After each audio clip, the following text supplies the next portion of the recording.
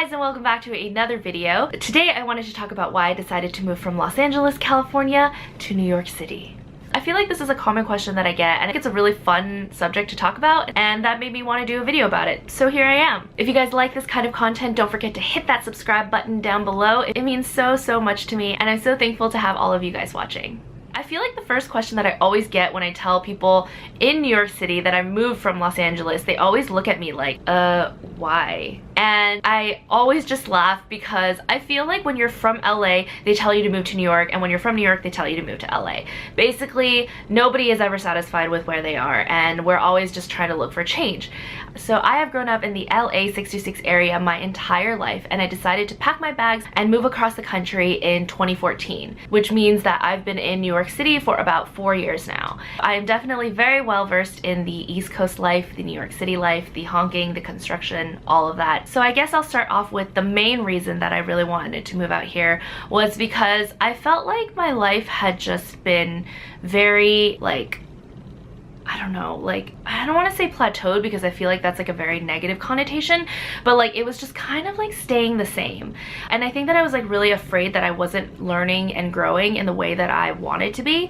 Growing up in LA, specifically the 626 area, everybody looked like me, had the same upbringing as me, so I felt like there was never anything like special or unique about me. Like even in high school, when I would write an essay about like how my parents immigrated here from China, how they, you know, sacrificed so much, they were skimping on pennies, our English professors who weren't Asian would be like, yeah, I know, I've heard this story a million times. Then came college. I feel like my college experience is probably gonna take another video to explain, but long story short, I had a really difficult time in college. I never felt like I really belonged, and so I spent a lot of my time like running away from my school. But then for some reason I decided that it would be a good idea to do my master's at that school because they had a program that was really easy to transition to, and I actually ended up loving my master's program. My professors were amazing, my courses were actually for once like something that I was interested in, and during the course of a master's program, my best friend and I came to visit our other best friend in New York in November, and then at the end of the year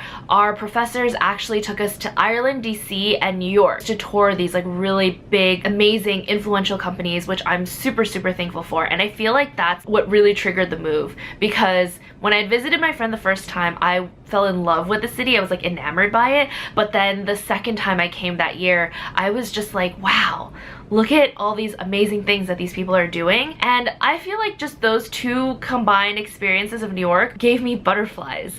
I remember the second time when I came with my cohort, we had taken the train up from DC. We were coming out of Penn Station. We had somehow made our way to Grand Central and like lugging our luggage through the subways. I remember finally dropping off our luggage in our hotel room. I like walked out. I just remember looking up, and I don't know, it was like inexplainable, but I just knew that I really wanted to be in the city. So that's a little bit of an overview of what was like the inkling inside of me that was like kind of shouting at that point, like, I want to move to New York. So moving on, other than the fact that I was absolutely enamored by the city, I just felt like I hadn't really been on my own. And so I felt like coming to New York, I would have a fresh, clean slate to be whoever I wanted to be. Funny enough, I found out that a lot of those traits were still embedded in me. I remember when I would like lay at home in bed all day and I'd just be like, oh well, it's because, you know, I'm at home, there's nothing better to do. But then when I do it in New York, I'm like, maybe this is just who I am. I don't know, I think that I was just like feeling very like jittery and kind of bored of myself. And so I think that part of me moving to New York was also a little bit of like running away, like trying to break habits that I used to have or ideas that I wanted to run away from. I feel like I've had to make like very conscious decisions and an effort to like really change my behavior, but at the time I feel like a part of it was a little bit of like running away. I felt like I had just been in this bubble my whole life. I wanted to break free and see what was on the other side of the country. I knew that in my childhood I was very fortunate that I had parents who were extremely supportive, always there to really like give a lending hand. Even when I decided to not pursue medicine, they were always trying to find ways of how they could help me and support me. And so in a way, even though I know that this isn't exactly true, I felt like a lot of the things in my life were kind of handed to me. I mean, I think that this might just be myself also like not taking credit for the amount of work or effort that I put into it, but I just felt like I really wanted to see what it would be like to move to a city with no connections and really fight my way through and see if I could make it. I definitely got knocked down a lot in the beginning, and even now I feel like sometimes I'll be like feeling really good about myself and then it's just like pop, nope. But I think that I was just like really enamored with this whole like, oh, if you can make it in New York City, you can make it anywhere kind of like mentality.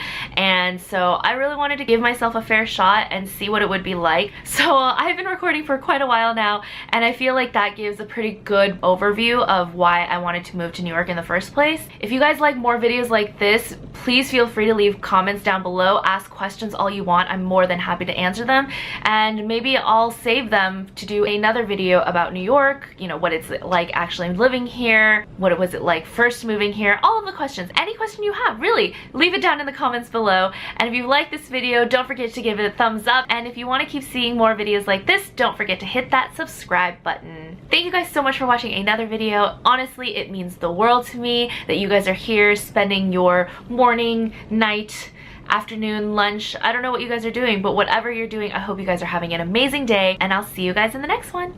Bye!